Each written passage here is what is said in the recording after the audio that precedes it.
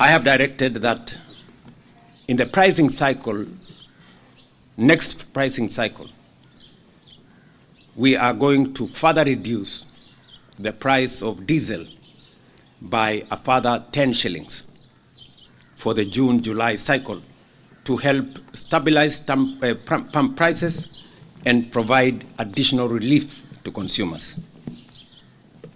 Thirdly, through the government-to-government fuel supply framework, we have secured guaranteed fuel supplies despite global supply chain disruptions, ensuring uninterrupted fuel supply availability across the country. The arrangement has stabilized fuel pricing compared to the old spot market system, where prices fluctuated sharply every month.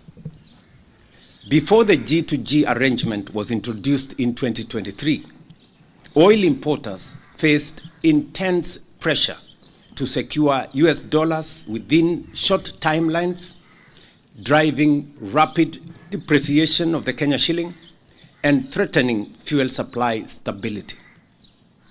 By easing pressure on foreign exchange demand and ensuring predictable supply terms, the framework has protected the economy during the crisis as the one we have now.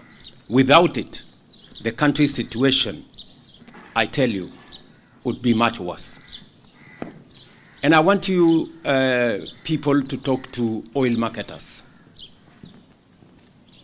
They will explain to you the kind of situation that was there in 2022 when we had a crisis like the one we have.